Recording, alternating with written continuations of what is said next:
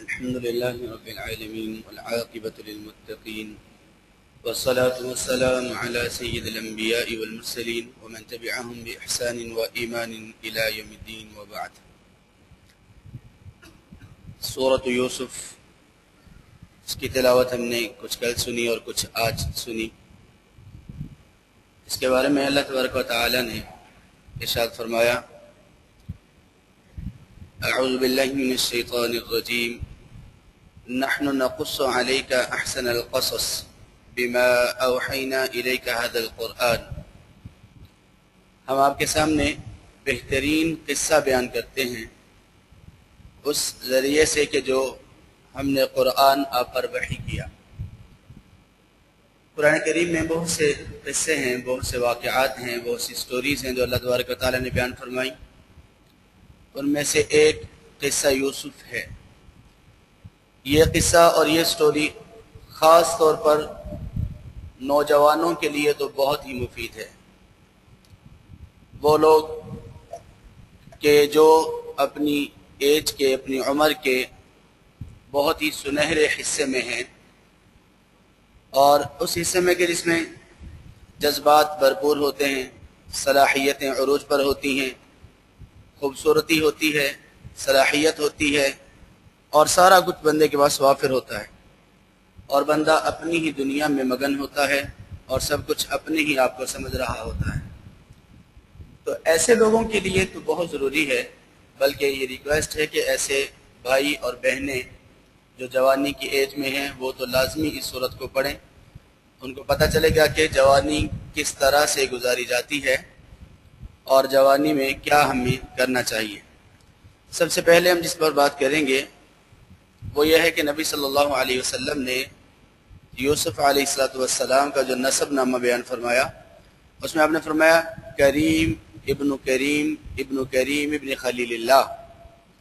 فرمایا کہ کریم، خود کریم مطلب معزز، اور ایک معزز شخص کے بیٹے، ایک معزز شخص کے پوتے، اور ایک معزز شخص کے پڑپوتے، مطلب یوسف ابن یعقوب ابن اسحاق ابن ابراہیم.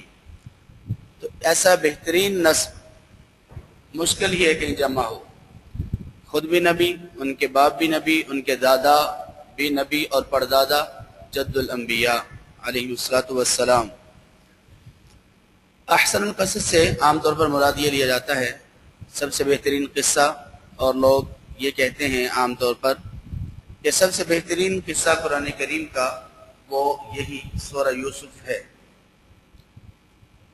اصل میں جو احسن القصص اللہ تبارک و تعالیٰ نے اس آیت میں بیان کیا، احسن القصص سے مراد یہ ہے کہ قرآن کریم کے تمام قصے اور واقعات، عام بیان کیے جانے والے واقعات جو قرآن کریم سے ہٹ کر ہیں، ان سب سے بہت ہی اعلیٰ، بہترین اور بہت ہی اچھے ہیں. رہی یہ بات کہ قرآن کریم کا سب سے بہترین قصہ کون سا ہے، اگر مجموعی طور پر دیکھا جائے تو قرآن کریم کا سب سے بہترین قصہ قصہ موسیٰ علیہ السلام ہے. اور سب سے زیادہ بیان کیا جانے والا قرآن کریم میں قصہ وہ بھی قصہ موسیٰ ہے. اور نبی صلی اللہ علیہ وسلم کی زندگی سے مشابہت رکھنے والا سب سے زیادہ جو قصہ ہے وہ قصہ موسیٰ ہے. یوسف علیہ السلام کو بھائیوں نے قتل کرنے کی کوشش کی، کنویں میں پھینکنے کی کوشش کی. اس کے بعد وہ بچا لیے گئے، مصر میں پہنچا دیے گئے، اور پھر اللہ تبارک و تعالیٰ کی عنایات ان پر ہوتی گئی. لیکن جس طرح سے ابراہیم علیہ السلام کو آزمایا گیا، ان کو نہیں آزمایا گیا. تو ابراہیم علیہ السلام کا قصہ بھی بہت احسن القصص ہے، بہت بہترین قصوں میں سے ہے. تو مجموعی طور پر اگر دیکھا جائے تو پھر موسیٰ علیہ السلام کا قصہ وہ احسن القصص، مطلب سب قصوں میں سے بہترین قصہ بنتا ہے.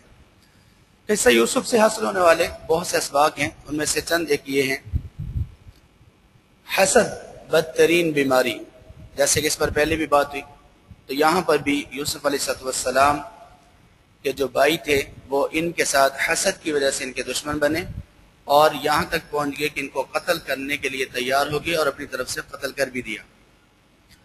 خواب ہر کسی کے سامنے بیان نہیں کرنا چاہیے. یوسف علیہ السلام نے خواب دیکھا، اپنے باپ کو سنایا تو انہوں نے کہا کہ بیٹا تم یہ خواب اپنے بھائیوں کو بیان نہ کرنا، کہیں وہ تم سے حسد کریں گے اور کوئی ایسی تعبیر کریں گے کہ جو اچھی نہ ہو۔ اللہ کے قرب کا احساس بندے کو گناہ سے روکتا ہے۔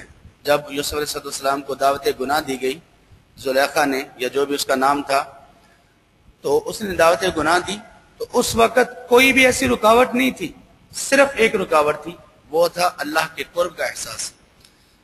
اور ایک بات اس سے جو بڑی اہم معلوم ہوئی یہ کہ جب کسی قوم کے مردوں کی غیرت ختم ہو جائے تو اس قوم کی خواتین پھر سارے ریکارڈ توڑ دیتی ہیں۔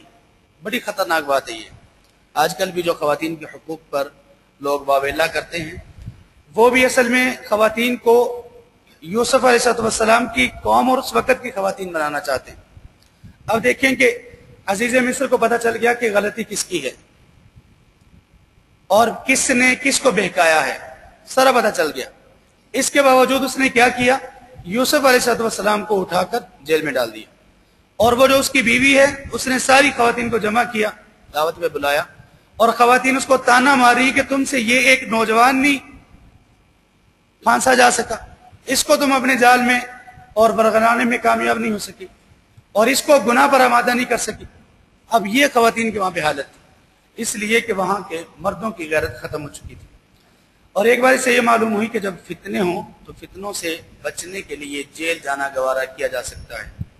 نصیحت کے لیے مناسب وقت کا انتخاب، یہ بھی اس سے ہمیں سمجھ آتی ہے۔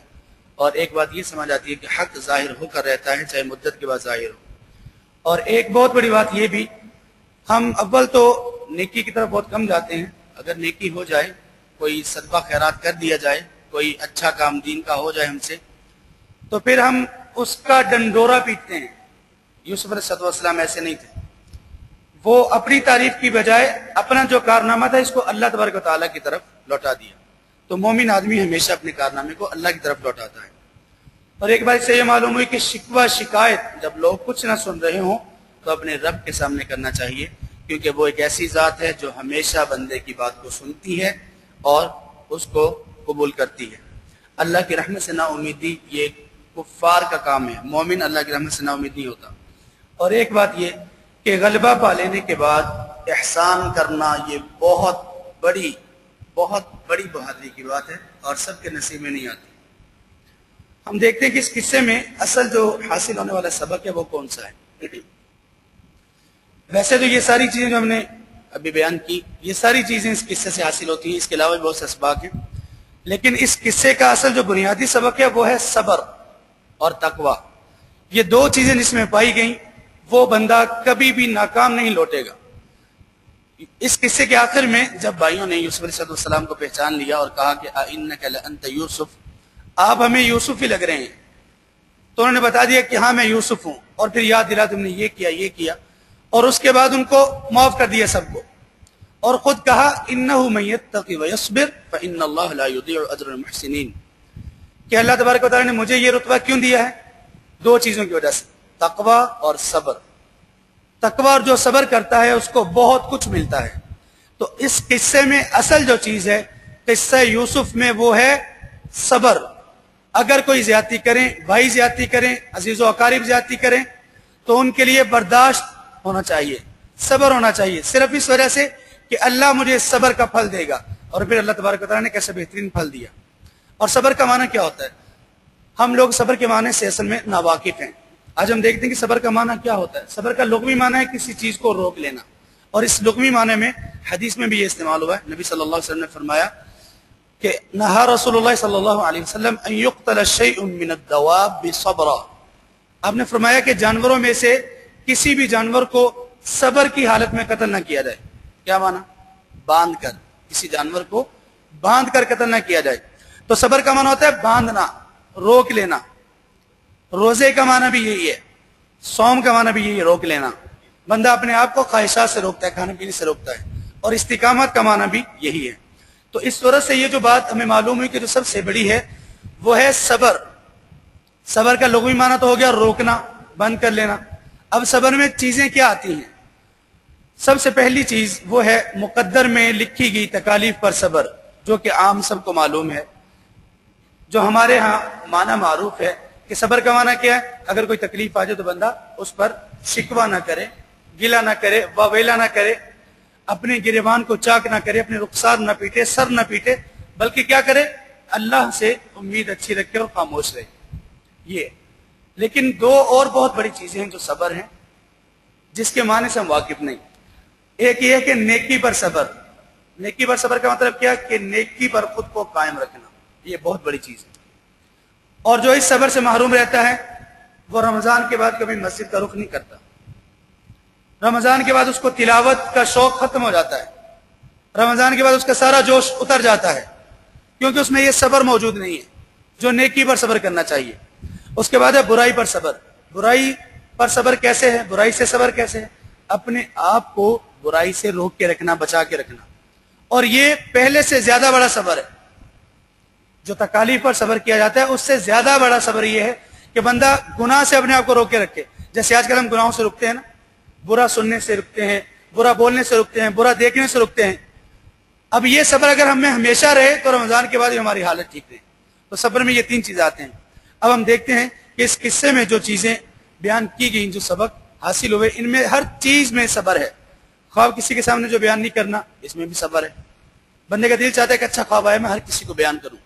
نہیں، وہ اپنے نفس کو روک کے وہ خواب ہر کسی شخص کے سامنے بیان نہ کرے، کیونکہ لوگ جو حسد کرنے والے ہوں گے، حسد کی وجہ سے اس کی تعبیر وہ غلط کریں گے، اور حسد کے شکار ہونے کی وجہ سے آدمی کو نقصان پہنچانے کی کوشش بھی کریں گے.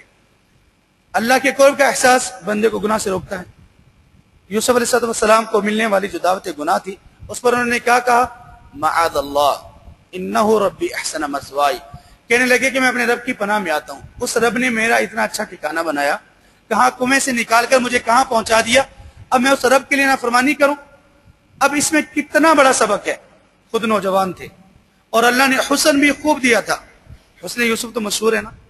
اور وہ جو عزیز مصر کی بیوی تھی وہ بھی خوبصورت تھی. اب کوئی روکنے والا نہیں، کوئی دیکھنے والا نہیں، دروازے سارے بند ہیں. کس چیز نے روکا ان کو؟ برائی سے. صبر نے. کس چیز سے صبر نے؟ برائی سے صبر، کہ برائی سے اپنے نفس کو روک لیا. اس کے بعد اگلا حاصل ہونے والا سبق، اور بلکہ برائی کو چھوڑنے کا انعام، اللہ کے رسول صلی اللہ علیہ وسلم نے یہ بیان فرمایا، قیامت کے دن جب کوئی بھی سایہ نہیں ہوگا اور سورج بندے کے بہت قریب 1 میل کے فاصلے پر ہوگا، تو اس وقت صرف اللہ کا سایہ ہوگا. اور یہ سایہ کن خوش نصیب لوگوں کو ملے گا؟ نبی صلی اللہ علیہ وسلم نے 7 لوگوں کا تذکرہ کیا. ان میں سے ایک وہ شخص کہ جس کو کوئی خاندان والی، خاندانی عورت اور خوبصورت عورت دعوت گناہ، دعوت زنا دیتی ہے، اور وہ شخص ایک بات کہہ کر اس کو ٹھکرا دیتا ہے، اور وہ کہتا ہے انی اخاف اللہ، بھئی مجھے تو اللہ کا ڈر لگتا ہے. بہت بڑے صبر کی بات ہے یہ. اس کے بعد فتنے سے بچنے کے لیے جیل میں جانا، یہ بھی ایک صبر ہے. کون جاتا ہے جیل میں؟ لوگ کہتے ہیں فتنے کا شکار ہو جائیں لیکن جیل میں نہ جانا پڑے. یوسف علیہ السلام نے دعا کی کہ یا رب، فیصلہ جب واضح ہو گیا کہ عزیز مصر کی بیوی کا قصور ہے، اس کے بعد انہوں نے دعا کی کہ یا رب، یہ لوگ جس چیز کی طرف مجھے بلا رہے ہیں، یہ خواتین، اے رب جیل مجھے زیادہ پسندیدہ ہے ان کی دعوت گناہ سے. تو یہ صبر کی علامت ہے کہ انہوں نے برائی سے اپنے آپ کو روکا اور جیل میں جانا گوارا کر لیا. اور صبر کی انتہا تو یہاں پر ہوئی کہ جب ان کو جیل سے بلایا گیا، انہوں نے 2 لوگوں کی خواب کی تعبیر کی. انہوں نے جا کر بادشاہ کو بتایا کہ ایک بہت اچھا آدمی، بہت اچھا نوجوان ہے، خواب کی تعبیر بھی کرتا ہے، نیک بھی ہے، تقویٰ بھی ہے، سب کچھ ہے. ان کو بلایا گیا کہ واپس آ جاؤ، بادشاہ بلا رہے ہیں آپ کو. تو انہوں نے کہا کہ میں ابھی واپس نہیں آؤں گا، پہلے جاؤ اور جا کر پوچھو کہ ان خواتین کا کیا بنا جنہوں نے مجھ پر الزام لگایا تھا. پہلے ان سے پوچھو، اقرار کروایا جائے کہ واقعی ہی وہ مجرم تھی، میں تب جیل سے باہر آؤں گا. انہوں نے اپنے آپ کو روک لیا. نبی صلی اللہ علیہ وسلم نے فرمایا اگر میں یوسف علیہ السلام کی جگہ پہ ہوتا، اتنے سال جیل میں رہنے کے بعد مجھے بلایا جاتا تو میں چلا جاتا. یوسف علیہ السلام نہیں گئے. اور اس کے بعد اپنی تعریف کی بجائے اللہ کی طرف لوٹانا اور شکوہ شکایت کو صرف اللہ کے لیے خاص کرنا اور اللہ کی طرف ہی ہاتھ اٹھانا. اور ایک بہت بڑی بات جو اس قصے سے ہمیں معلوم ہوتی وہ یہ کہ غلبہ پا لینے کے بعد کسی کو معاف کر دینا. نبی صلی اللہ علیہ وسلم نے فرمایا من کظم غیظا، جس بندے نے اپنے غصے کو پی لیا، وہو قادر علی ان ینفذہ، حالانکہ وہ اس بات کی طاقت رکھتا تھا کہ اس کو نافذ کر سکے، مطلب غصہ نکال سکے، تو اللہ قیامت کے دن ایسے بندے کے سامنے حور عین کتاب میں کھڑی کر دیں گے اور اس کو کہیں گے بھائی جو تمہیں پسند ہے وہ لے لو. جو بندہ غصہ نکالنے کے موقع پر طاقت رکھنے کے باوجود غصے کو پی لیتا ہے. اب یوسف علیہ السلام کے سامنے ان کے سارے بھائی کھڑے ہوئے ہیں, مجرم ہیں, ان کو پتہ چل گیا ہم نے کیا کیا تھا, اور ہمارا بھائی جس کو ہم نے قتل کرنے کی کوشش کی اب وہ بادشاہ بنا ہوا ہے. تو یوسف علیہ السلام نے کیا کہا, لا تثریب علیکم اليوم یغفر اللہ لکم, آج تم پہ کوئی مواخذہ نہیں ہے, تمہیں کچھ نہیں کہا جائے گا. نہ صرف یہ کہ یہ کہا بلکہ اس کے ساتھ یہ بھی کہا اللہ بھی تمہیں معاف کرے, میں بھی معاف کرتا ہوں, اللہ بھی تمہیں معاف کرے. اور نبی صلی اللہ علیہ وسلم نے فتح مکہ کے موقع پر بھی یہی کہا تھا, جو مکہ کے میں موجود لوگ تھے ان سب سے یہ کہا تھا لا تثریب علیکم اليوم, تم پر بھی آج کے دن کوئی مواخذہ نہیں, ہر شخص کو معافی ہے سوائے 2-3 لوگوں کے جو کہ بہت بڑے بڑے جرموں کا ارتکاب کیے ہوئے تھے, ان کے علاوہ باقی تمام کو ختم کر دیا گیا. تو پتہ یہ چلا کہ جس بندے میں صبر اور تقوی ہو یہ سب سے بڑی چیز ہے. اور صبر کا سب سے بڑا انعام کیا ہے, اللہ تبارک و تعالیٰ نے فرمایا سورہ زمر سورہ 39 آیت 10 میں, انما یوفی الصابرون اجرهم بغیر حساب. اللہ تبارک و تعالیٰ جب دنیا میں عمل کرنے والے لوگوں کو اجر قیامت کے دن دیں گے تو اس کا کوئی پیمانہ ہوگا, کوئی حساب ہوگا. ایک نیکی کے بدلے 10 نیکیاں, جس کا اخلاص زیادہ ہوا 10 کے بجائے 100, 1000, لاکھ بڑھا چڑھا کے دیا جائے گا. لیکن جب صبر کرنے والوں کو اجر دینے کی باری آئے گی تو اللہ سارے پیمانے توڑ دیں گے, ہر چیز ختم, اور اللہ کہیں گے کہ میں ان کو اجر دوں گا. روزہ کرنے والوں کو بھی رکھنے والوں کو بھی اللہ اجر دیں گے نا, وہ بھی صبر ہے. تو صبر کے لیے سارے پیمانے توڑ دیے جائیں گے. اللہ تبارک و تعالیٰ کہیں گے کہ صبر کرنے والوں کو اجر دیا جائے گا لیکن بغیر کسی پیمانے کے بہت زیادہ دیا جائے گا. اللہ تبارک و تعالیٰ ہمیں بھی ایسے ہی لوگوں میں شامل کر دے. واخر دعوانا الحمدللہ.